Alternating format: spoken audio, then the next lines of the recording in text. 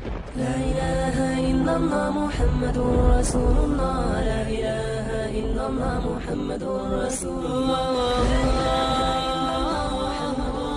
خیر تو طنز نہ کرو. طنز سے معاملہ کیا ہوتا ہے؟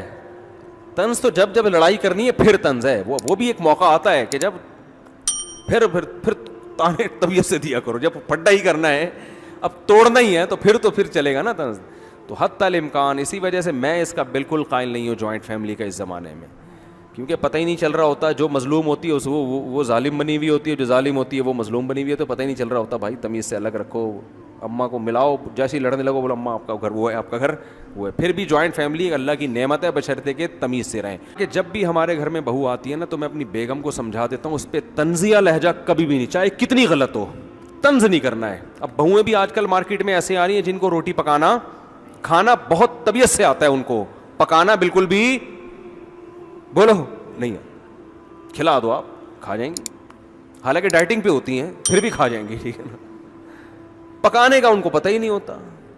اب جب سسرال میں گئی تو چلو تم بھی کبھی پکا دو, خود بھی پکا دو, ہمیشہ تو ہوٹل سے نہیں آئے گا, تو پکی نہیں رہی. ایکچولی پھر اس پہ شو بھی, ایکچولی اصل میں ہم لوگ تو پیزا اور برگر اور ایکچولی بس مجھے روٹی تو بنتی ہی نہیں ہے, مجھے تو اردو آتی ہی نہیں ہے. تو یہ کوئی کمال کی بات تو نہیں ہے نا. اردو میں اردو میں کیا کہتے ہیں اس کو, تو یہ کوئی خوشی کی بات تو نہیں. اگر اردو نہ آنا یہ کوئی خوشی کی, یہ فخر ہے بھائی اردو نہیں آتی, ہم اتنے نیک ہیں, ٹھیک ہے نا, ہمیں اردو آتی نہیں ہے. تو کیا ہے, انہوں نے کہا کہ روٹی پکانی نہیں آتی. وہ نہیں آتی نا آج کل لڑکیوں کو, چائے بنانی نہیں آ رہی, وہ یوں. تو کہتے ہیں میں نے اپنی بیگم سے بولا ہوا ہے کہ کسی کو یہ نہیں کہنا ہے کہ تمہیں روٹی پکانا نہیں آتی. یہ کیا پکا دیا, ساسیں کہہ رہی یہ اس کو روٹی بولتے ہیں. تیری پھر پتہ ہے کیا ہے, تیری ماں نے, تمہاری ماں باپ نے تمہیں اتنا بھی نہیں سکھایا, تمہارے والدین نے تمہیں اتنا بھی نہیں سکھایا. یہ بہت نیک ساس جو ہے نا بڑے آرام سے کہے گی تمہارے والدین نے اتنا بھی نہیں سکھایا, اور زیادہ نیک ہوگی تو کہے گی کم از کم تمہارے والدین کو یہ تو سکھا دینا چاہیے تھا. یہ بہت نیک عورت کی بات کر رہا ہوں جو بغیر حساب کتاب کی جنت میں جائے گی, اس کی بات کر رہا ہوں. تانا تو ہو گیا نا, لیکن بڑے آرام سے, وہی والی بات ہے نا, اعصابی کمزوری ہے وہ نہیں, وہ اچل رہا ہے بیچارہ دو کہ تمہاری ماں نے تمہیں روٹیاں پکانا تو کم از کم سکھا دینا. چلو میں سکھا دیں, لیکن ماں پہ طنز تو کر دیا نا بھائی, یہ کون سا اتنا بڑا کام ہے یار, روٹی پکانی نہیں آتی. دیکھو شریف ہے, کوئی چور نہیں ہے, ٹھیک ہے نا, شوہر سے وفا کر رہی ہے. تو آپ اس کو بتا دو کہ بیٹا آپ کو ماشاءاللہ بہت سارے کام آتے ہیں, تو اب روٹی پکانا بھی آپ کو آتی ہے, لیکن اور ذرا اچھی آ جائے تو وہ یوں میں بتا دیتی ہوں. یہ سمجھ میں آ رہی ہے بات. پھر دوسروں کے سامنے اس کی تعریف ہو بہو کی, اس کو یہ نہیں کہ اس کو تو روٹی پکانا میں نے سکھائی ہے, اپنے ماں باپ کے گھر سے تو روٹی بھی نہیں آتی تھی. وہ ایک روٹی خدا کی قسم بہو کے دل میں ایسی نفرت پیدا کرے گی. وہ عورت سمجھدار ہوتی ہے کہ تمہارا مقصد مجھے نیچے دکھانا ہے, میری اصلاح کرنا بولو نہیں. پھر وہ ساس بھی طنز, وہ بہو بھی طنز, پھر بہو بھی طنز مارنا شروع کر دیتی ہے. تو اب جب دونوں کے طنز چل رہے ہوتے ہیں نا, تو یہ جو مکھنچو ہے نا, اس کو پتہ ہی نہیں ہوتا کہ غلطی ہے کس کی. وہ کہہ رہا ہے یار وہ بھی صحیح کہہ رہی ہے میری ماں کہ اس کو تو روٹی پکانا نہیں آتی, واقعی نہیں آتی. تو جب نہیں آتی ہے تو اس کو بولنا چاہیے تھا کہ نہیں آتی. یہ کیوں کہہ رہی ہے مجھے آتی ہے, آپ کون, وہ پتہ ہے جواب میں کیا کہتی ہے, آپ کون ہوتی ہو مجھے سکھانے والی. وہ طنز اس لیے کر رہی ہے کہ آپ نے کیا کیا, اس پہ طنز کیا ہے. جب طنز کیا تو وہ پھر تمیز سے نہیں کہے گی آپ میری والدہ محترمہ ہیں, تو آپ نے بالکل صحیح کہا کہ میرے ماں باپ نے تو مجھے روٹی پکانا بھی نہیں سکھائی. بات صحیح کی آپ نے, اور اس کا حل یہ ہے کہ اب آپ پکانا سکھا دیں مجھے. ایسا نہیں ہوتا بھائی مارکیٹ میں, اس کا پتہ ہے میرے آگ لگا دی, میرے ماں باپ کو برا کہہ دیا اور مجھ پہ بھی طنز کہہ دیا, تو وہ جواب میں پھر وہی کہے گی آپ سکھا دو نا, آپ کو تو آتا ہے نا, آپ کے تو چونکہ ماں باپ بہت نیک تھے نا, اصل میں ہم تو جاہل اجٹ ہیں, ہمیں تو صرف کھانا آتا ہے. وہ جواب میں یہ ساس پھر جواب میں کہے گی تمہیں کیا تمہارے والدین نے بڑوں سے بات کرنے کی تمیز بھی نہیں سکھائی, یعنی نہ روٹی پکانا سکھائی, چلو روٹی نہیں سکھائی, تمیز تو سکھا دیتی نا, لگتا ہے تمیز بھی نہیں سکھائی. اب وہ دوسرا طنز ہو گیا, تو اب اس سے تو آگ. اب یہ مکھنچو جب شام کو میرا بیان سن کے, جس نے شادی کی تھی, جب یہ گھر پہنچے گا تو اس کو سمجھ میں آئے گا ان میں صحیح کون ہے غلط. طنز اس نے بھی کیا ہے, طنز اس نے بھی کیا, پہل کس نے کی یہ پتہ ہی نہیں چلے گا. اور خدا کی قسم قیامت آ جائے گی, عورتوں کی لڑائی میں یہ فیصلہ کرنا کہ ان میں صحیح کون ہے غلط کون ہے, کسی کے باپ, کوئی کائنات میں ایسا انسان کا بچہ پیدا ہوا ہی نہیں ہے. اس کا حل جب میرے پاس آتے ہیں میں کہتا ہوں الگ کرو ان دونوں کو, بہو کو الگ رکھو, ساس کو الگ رکھو. کہہ رہے نہیں میں چاہ رہا ہوں کہ جو غلطی ہے اس کو سزا. میں نے کہا یہ تیرا باپ فیصلہ کرے گا کہ غلطی کس کی ہے؟ یہ فیصلہ کون کرے گا؟ دونوں ایسے ہی بولیں گے, ایک تو بات کاٹیں گی, ادھر لے جا کے سنو گے اس کی, ادھر لے جا کے سنو گے, نہیں ہو سکتا فیصلہ بھائی. وہ رائی کا پہاڑ بناتی ہیں خواتین, اتنی سی بات کو بڑھا چڑھا کر. اور پھر ساس بہو میں ایک دفعہ یہ پیدا ہو گیا نا کہ یہ مجھ سے نفرت کرتی ہے, مجھے نیچا دکھانے کی, اور پھر اب تو ہر بات میں یہی ہوگا. اب یہ آٹومیٹک ہو گئے ہیں. ٹھیک ہے, ابھی ایسے جیسے آٹومیٹک گاڑی آپ نے چلا کے چابی اندر بھول گئے, دروازے لاک ہو گئے, اب کھڑے ہو کے دیکھو اب یہ کیا ہو رہی ہے, جا رہی ہے, اب نہیں رکے گی یہ. اب آپ تماشا دیکھو. تو اس لیے میں کہتا ہوں تمیز سے رہنے کا طریقہ کیا ہے, پہلے اپنی بیگم کو بتا دو بہو آ رہی ہے, طنز بالکل نہیں کرنا. نہیں آتی روٹی پکانا تو بولو بھائی کوئی بات نہیں بیٹا, یہ تو ہوتا ہے, مجھے بھی نہیں. جھوٹ بول رہا ہے یار تھوڑی دیر کے لیے, بیٹا مجھے بھی نہیں آتی تھی, مجھے میری ساس نے سکھائی. کیا بارہ ہے, ایسے جھوٹ تو چلتا ہے, یہ تو ثواب ملے گا ایسے جھوٹ پہ. اور یہ 100% جھوٹ بھی نہیں ہے, کچھ نہ کچھ تو سکھایا ہوگا نا اس نے, تو تھوڑا سا بول دو اور وہ بھی اس کو بھی سکھا دو. تو ایسے گھر جنہوں نے شروع میں کنٹرول کر لیا نا, ان کے گھر جنت بنے ہوئے ہیں. 4 5 بہویں ایک ساتھ رہتی ہیں اور کوئی طنز نہیں ہوتا. اور ایسے گھر بھی الحمدللہ ہمارے معاشرے میں تھے کہ 4 بیٹے اور بہویں 6, پھر بھی الحمدللہ وہ چل گئے کسی نہ کسی درجے میں.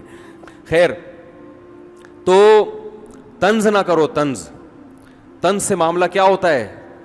طنز تو جب لڑائی کرنی ہے پھر طنز ہے. وہ بھی ایک موقع آتا ہے کہ جب پھر تانے طبیعت سے دیا کرو. جب پھڈا ہی کرنا ہے, اب توڑنا ہی ہے, تو پھر چلے گا نا طنز. تو حتی الامکان, اسی وجہ سے میں اس کا بالکل قائل نہیں ہوں جوائنٹ فیملی کا اس زمانے میں, کیونکہ پتہ ہی نہیں چل رہا ہوتا. جو مظلوم ہوتی ہے وہ ظالم بنی ہوئی ہوتی ہے, جو ظالم ہوتی ہے وہ مظلوم بنی ہوئی ہے, تو پتہ ہی نہیں چل رہا ہوتا. بھائی تمیز سے الگ رکھو, اماں کو ملاؤ, جیسے ہی لڑنے لگو بولو اماں آپ کا گھر وہ ہے, آپ کا گھر وہ ہے. پھر بھی جوائنٹ فیملی ایک اللہ کی نعمت ہے, بشرطے کہ تمیز سے رہیں. تو طنز نہ کرو, نہ شاگردوں پہ طنز کیا کرو, نہ اپنی اولاد پہ طنز کیا کرو. باپ بیٹوں کو سمجھائے تو آرام سے, بیٹا یوں ہوتا ہے, ایسا ہے, تو ایسے آرام سے تمیز سے جب سمجھائے گا نا, تو کم از کم بیٹا محسوس کرے گا ابا میرے کو کیا دے رہے ہیں, عزت دے رہے ہیں. طنز کرو گے, ہم تو بیٹے کو پھر بھی کہتے ہیں یار باپ طنز بھی کرے برداشت کرو, لیکن آج کل جو اعصاب لوگوں کے کمزور ہیں, گٹکے کھانے والا کہاں برداشت کرے گا, سگریٹیں پی کے گٹکے کا, اور بھی بہت کچھ کام ہو رہے ہیں, تو وہ سب کرا کے وہ برداشت کیا ہو گئی, ختم. تو آرام سے تمیز سے ٹھنڈا کر کے آرام سے. ہمارے استاذ نے ایک واقعہ سنایا کہ ایک طالب علم جو تھا نا, پڑھائی میں دلچسپی نہیں لے رہا تھا, پڑھائی میں حالانکہ بہت ذہین تھا. جو معاشرے کی اصلاح چاہتے ہیں نا, ان کا ایٹیٹیوڈ یہ ہوتا ہے, حالانکہ ذہین ہے, پڑھ نہیں رہا. استاذ نے کبھی ایک تھپڑ, کبھی وہاں سے تھپڑ, ابا بھی کوٹ رہے ہیں پکڑ کے اس کو. تو کہہ رہے مجھے بتایا کہ یار اس کو مارتے رہتے ہیں. تو میں نے جائے اس کو سائڈ پہ لے کر گیا. میں نے کہا بھائی پہلی بات میں گارنٹی دیتا ہوں آئندہ تم پہ کوئی ہاتھ نہیں اٹھائے گا. لڑکے کی عمر ہوگی 16-17 سال, بالکل ینگ. کہہ رہے میں نے کہا ہاتھ نہیں اٹھائے گا. تمہیں اتنا شوق ہے پڑھنے کا, تم پڑھتے کیوں نہیں ہو؟ عزت دی نا اس کو, اور کہا کہ دیکھو جو تمہارے دل میں بات ہے مجھے بتاؤ, میں تمہاری عزت کی بھی حفاظت, تمہارے راز کی بھی حفاظت کروں گا, کیونکہ تم تو بہت اچھا پڑھتے تھے, اچانک کیا ہو گیا تمہیں؟ کوئی میڈیکلی کوئی پرابلم ہو گئی ہے, کچھ بھی ہو گیا ہے, میں پہلی بات تمہارا راز رکھوں گا, تمہیں ذلیل نہیں کروں گا. تو اس نے کہا کہ مجھے عشق ہو گیا اپنی کزن سے, اور ہر وقت وہ میرے دماغ میں بسی رہتی ہے. چاہے واقعی بھی پرانا, اس وقت موبائلوں کا زیادہ استعمال نہیں ہوتا تھا, اور میرے دماغ میں وہ گھس گئی ہے.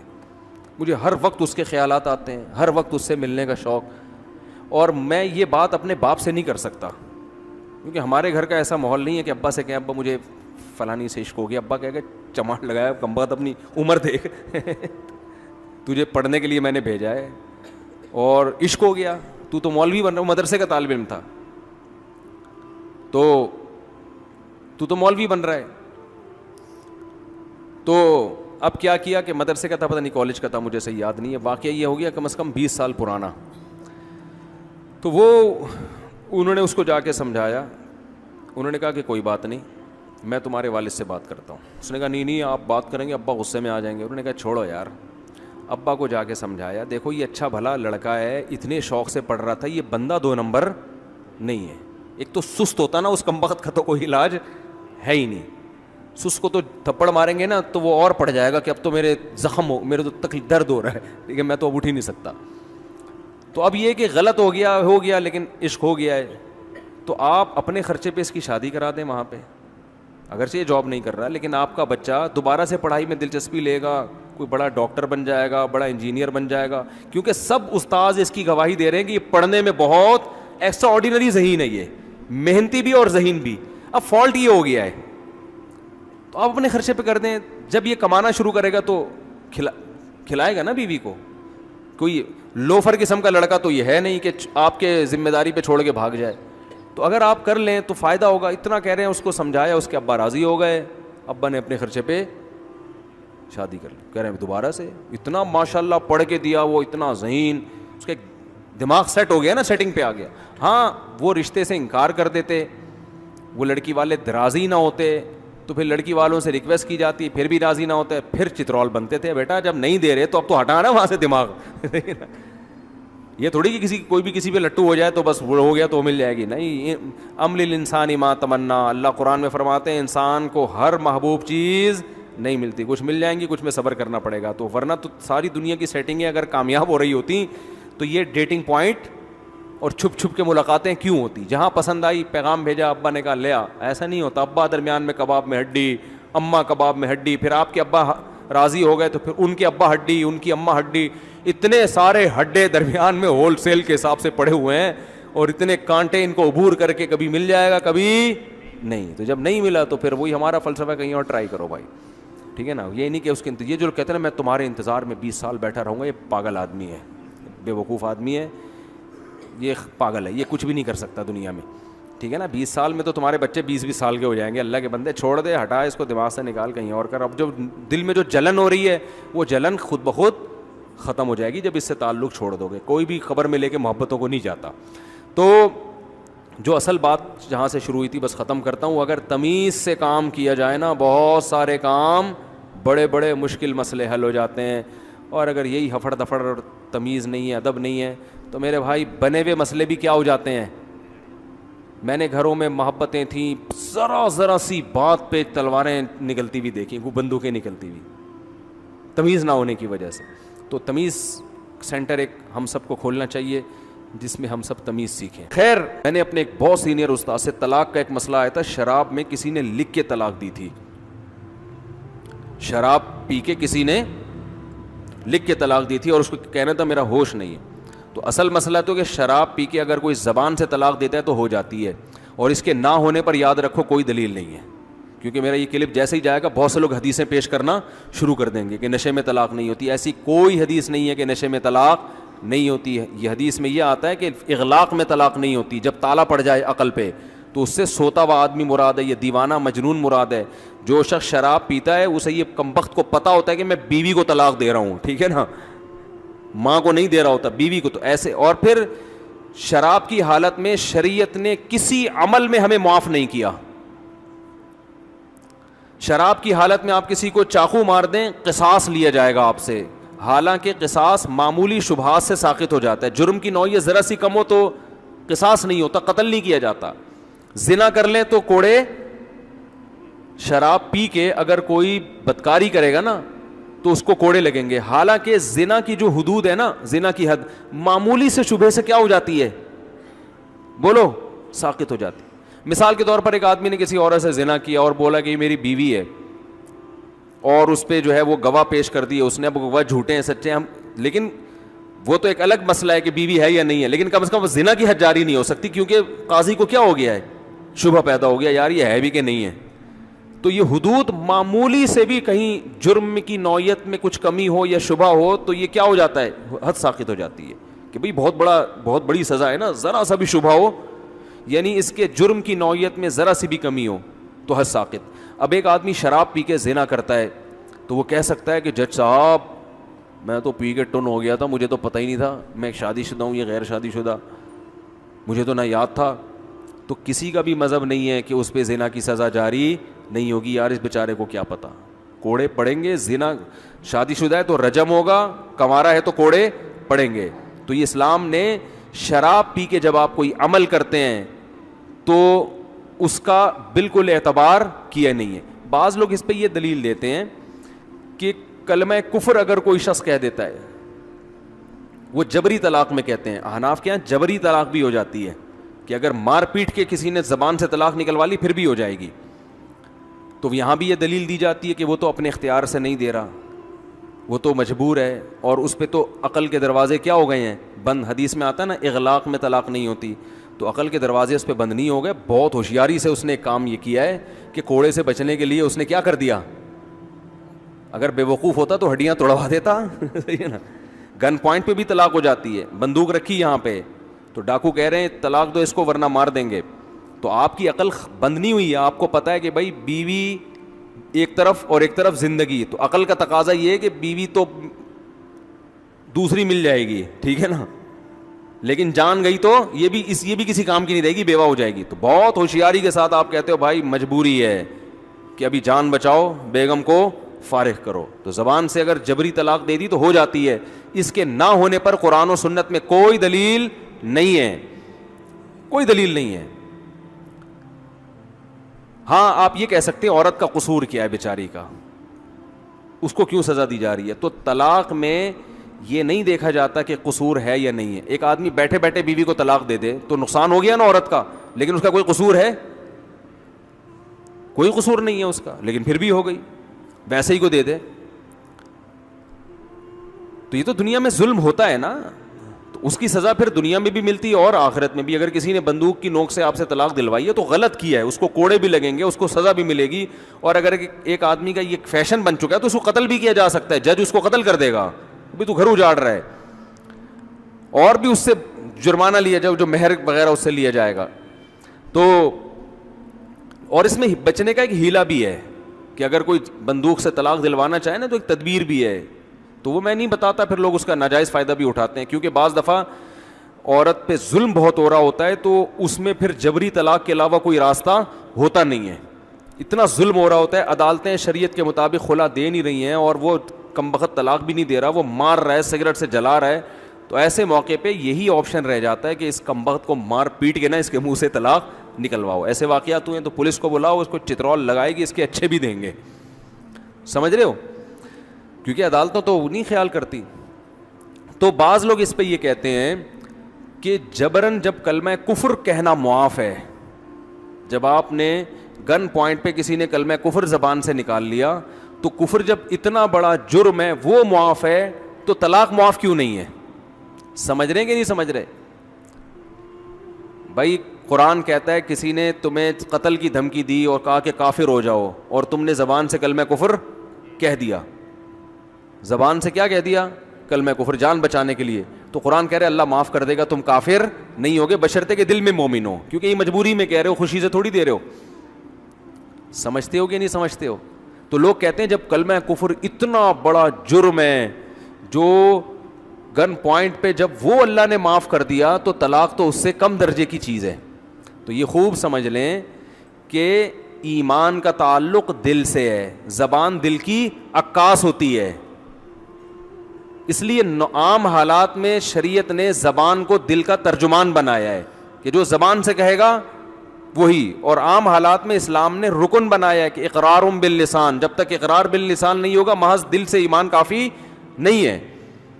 لیکن حقیقی مدار زبان پہ نہیں ہے, کیونکہ منافق زبان سے اقرار کرتے تھے پھر بھی کیا تھے؟ کافر, کیونکہ دل سے کیا تھے؟ منکر. لہذا قرآن نے کہا جب کوئی جبری طلاق تم سے دلوا رہا ہے تو تم دل سے راضی نہیں ہو, مجبوری میں زبان سے کہہ رہے ہو تو ہم تمہارا یہ عذر مان لیتے ہیں, چلو ٹھیک ہے, کیونکہ ایمان کا تعلق کس سے ہے؟ دل سے, جبکہ طلاق کا تعلق دل سے نہیں ہے, کس سے ہے؟ زبان سے ہے. آپ دل میں خوش نہیں ہو پھر بھی دے رہے ہو طلاق. کتنے لوگ 3 طلاقیں دے کہتے ہیں یار میں دل سے تو بالکل بھی راضی نہیں تھا. اسلام نے طلاق کے احکام کا مدار دل پہ بالکل بھی نہیں رکھا ہے, صحیح ہے نا؟ کس پہ رکھا ہے؟ زبان پہ. اس کی عقلی دلیل بھی ہے کہ اس طرح تو پھر بہت سی طلاقیں نہیں ہوں گی. لوگ کہتے ہیں ہم دل سے خوشی نہیں تھے اس طلاق کے دینے پر, بس وہ جذبات میں ہم نے دے دی. اور دوسری بات یہ حدیث سے بھی ثابت ہے کہ طلاق میں دل کا مدار نہیں ہے. تبھی حدیث میں آتا ہے ثلاث جدہن جد وہزلہن جد, 3 چیزیں ایسی ہیں جن میں حقیقت بھی حقیقت اور مذاق بھی حقیقت. تو طلاق اگر مذاق میں بھی دی جائے تو ہو جاتی ہے, حالانکہ مذاق میں طلاق دینے والا دل سے طلاق دینا نہیں چاہتا, وہ کہتا ہے میں تو محض ایک مذاق کر رہا تھا. جیسے مذاق میں آپ کسی کو الو کا پٹھا کہتے ہیں معذرت کے ساتھ, وہ غصے میں آ گیا بھائی مذاق کر رہا ہوں, سیریس کیوں ہو رہے ہو, دل سے میں تمہیں الو کا پٹھا نہیں کہہ رہا, میں چیک کر رہا تھا تمہارے اندر کرنٹ کتنا ہے صحیح, تمہارے اندر برداشت کتنی ہے, یہ کرنٹ چیک کر رہا تھا, کیونکہ ویسے تو کرنٹ تاروں میں آ نہیں رہا. تو بہت سے کام انسان مذاق میں کہتا ہے, خرید و فروخت مذاق میں نہیں ہوتی. جیسے میں نے مذاق میں کہہ دیا کہ یہ گھڑی میں نے آپ کو 1 لاکھ میں دی, آپ کو پتا ہے مجھ سے مذاق کر رہے ہیں, آپ نے کہا کہ میں نے 1 لاکھ میں خریدی, آپ کو پتا ہے کہ میں بھی کیا کر رہا ہوں مذاق, دونوں کو پتا ہے مذاق کر رہے ہیں. تو نہ یہ 1 لاکھ میں آپ کی ہوئی, نہ میں اس قیمت کا مالک بنا, یہ ڈرامہ ہے, اس میں نہیں ہوگی طلاق, سوری اس میں خرید بے و شراء نہیں ہوگی. لیکن طلاق میں حدیث میں آتا ہے ورڈنگ پر ہے, ورڈ الفاظ کیا یوز ہو رہے ہیں, دل کی خوشی کا اعتبار, دل کی نیت کا اعتبار نہیں ہے. تو جب جبر میں گن پوائنٹ پہ طلاق دی جاتی ہے تو طلاق دینے والی کی نیت طلاق کی نہیں ہوتی, صرف الفاظ ہوتے ہیں. تو اسلام کے قرآن و سنت کہتا ہے طلاق میں مدار کس پر ہے, الفاظ پر, دل راضی نہیں ہو ایسا اس سے نہیں. جبکہ ایمان کا تعلق کس سے ہے, دل سے ہے. تو گن پوائنٹ اس کی علامت ہے کہ دل سے راضی نہیں ہے, مجبوری میں زبان سے کہہ رہا ہے. تو جیسے منافق دل سے اسلام کو پسند نہ کرے, زبان سے 100 دفعہ کلمہ پڑھے تو وہ مسلمان نہیں ہوگا. اور کسی کے ہاں بندوق رکھی ہوئی ہو اور وہ دل سے مومن ہو, زبان سے کلمہ کفر کہہ دے تو وہ کافر نہیں ہوگا. لیکن طلاق میں اگر کوئی شخص دل سے طلاق سے راضی نہیں ہے لیکن زبان سے مذاق میں یا کسی بھی طرح سے کہہ دے تو طلاق ہو جائے گی. اور دل سے طلاق پہ راضی ہو گیا ہے, وہ دل میں کہہ رہا ہے بس میں نے دے دی نا, دل میں کہہ رہا ہے, لیکن زبان سے کیا کہتا ہے نہیں دی, تو ہوگی نہیں ہوگی.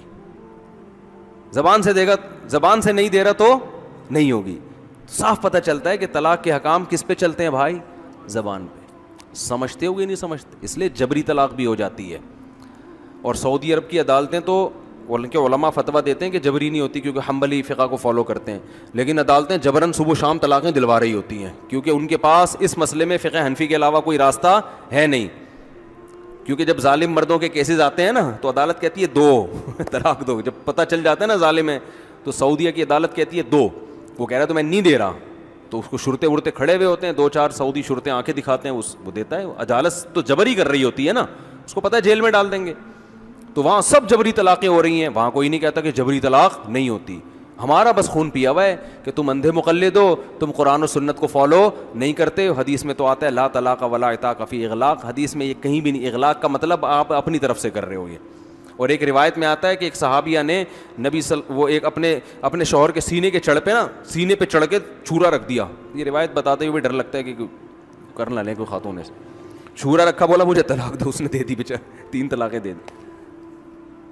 تو جب نبی کے پاس کیس گیا آپ نے فرمایا لا قیلولۃ فی الطلاق, طلاق میں اقالہ نہیں ہوتا, فسخ نہیں ہوتا, ہو گئی ہے. وہ الگ بات ہے کہ اس عورت کو سزا دی جائے گی, کچھ بھی ہوگا.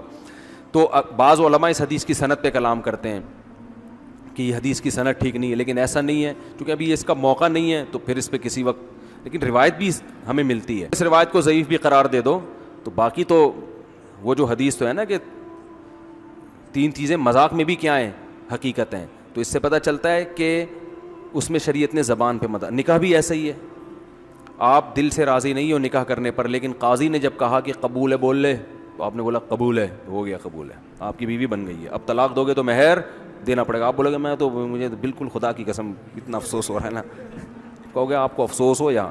البتہ تحریر میں ایسا نہیں ہے. فقہا یہ بہت ذہین دماغ ہیں فقہا کے, آج ان فقہا سے ہمیں بدگمان کیا جا رہا ہے اور 15ویں صدی کے مولویوں کا مقلد بنایا جا رہا ہے. فقہا نے یہ بات لکھی ہے کہ جبری طلاق ریٹن میں نہیں ہوتی. ریٹن میں لکھ کے اگر کوئی زبردستی مار پیٹ کے یا دباؤ ڈال کے دے رہا ہے اور آپ دل سے راضی نہیں ہو, پھر لکھنے سے نہیں ہوگی طلاق. کیوں؟ اس لیے کہ شریعت نے مدار کس پہ رکھا ہے, زبان پہ. لکھائی زبان کی عکاسی ہے, تحریر کس کی عکاسی ہے؟ بولو، زبان کی. تو یہ عکاس یعنی ترجمانی کرتی ہے تحریر کس کی؟ زبان کی. تو یہ جب جبرن دلوائی جا رہی ہو نا، لکھوایا جا رہا ہو، تو یہ زبان کی عکاسی نہیں کر رہی ہوتی. وہ کہہ سکتا ہے کہ میں اس پہ راضی نہیں تھا، میں جو لکھ رہا ہوں میں اپنی زبان کو تحریری شکل میں نہیں لکھ رہا، میں اپنے الفاظ کو ریٹن فارم میں نہیں لے کر آ رہا، یہ یعنی میں یہ خوشی سے نہیں کر رہا یہ کام. تو ایسے موقع پر اس کی تحریر اس کی زبان کی عکاس نہیں ہے، اس کی زبان کی ترجمان نہیں ہے. اور اس کی بات دلیل بھی ہے کہ دیکھو بندوق لے کے بیٹھا ہوا تھا، دیکھو تھپڑ مار رہا تھا، دیکھو ابا آنکھیں دکھا رہے تھے، ٹھیک ہے نا، تو میں تو خوش نہیں تھا اس پہ. تو اگر وہ دعویٰ کرتا ہے کہ میں خوش نہیں تھا اور اس پہ قرینے بھی موجود ہوں، خالی دعویٰ برائے دعویٰ نہ ہو، قرائن بھی ہوں، تو اس کا مطلب ہے کہ یہاں تحریر زبان کی ترجمانی نہیں کر رہی ہے، کیونکہ یہ راضی نہیں ہے. ترجمان وہی ہوتا ہے جو راضی ہوتا ہے. آپ کہہ سکتے ہیں کہ وہاں پھر دل بھی تو، زبان بھی تو دل کی ترجمانی نہیں کر رہا نا، جب بندوق سے طلاق دلوا رہے ہیں تو وہاں زبان دل کی ترجمانی نہیں کر رہی. تو اس کی کوئی ضرورت نہیں ہے، دل کی ترجمانی زبان نہ بھی کرے تو مدار کس پر ہے؟ زبان پر ہے. جبکہ کتابت ریٹن فارم میں جب ہوگی طلاق تو جب ہوگی جب وہ الفاظ کو تحریر میں وہ لا ہی نہیں رہا تحریر میں، یا وہ لا رہا ہے مگر خوشی سے نہیں لا رہا. تو یہاں زبان جب دل کی عکاسی نہ بھی کرے تو اس سے کوئی فرق نہیں پڑتا. لیکن تحریر کے لیے ضروری ہے، کیونکہ تحریر اصل نہیں ہے کلام میں، وہ ایک ضرورت ہے. بعض دفعہ لوگ بات کہنے کے بجائے لکھنے کو ترجیح دیتے ہیں، تو ایک ضرورت کے لیے شریعت نے اس کو رکھا ہوا ہے کہ بھئی چلو بولنا نہیں چاہتے، منہ سے پھوٹنے میں تمہیں تکلیف ہو رہی ہے، لکھ کے دینا چاہتے ہو کسی بھی وجہ سے. تو یہاں جب تحریر زبان کی ترجمانی نہیں کر رہی ہوگی تو پھر تحریری طلاق واقع نہیں ہوگی. اس لیے ہم کہتے ہیں جبراً اگر تحریری طور پہ طلاق دے دی جائے تو وہ واقع نہیں ہوتی. سمجھتے ہو گے نہیں سمجھتے؟ تو آج بہت ہوتا ہے نا، دباؤ میں ڈال کے داماد کو لیں دے طلاق دے، وہ بیچارہ لکھ دیتا ہے، وہ اس کو دیکھ رہا ہوتا ہے سالے کو. تو ایسے موقع پہ اگر زبان سے نہیں دی ہے تو نہیں ہوگی طلاق.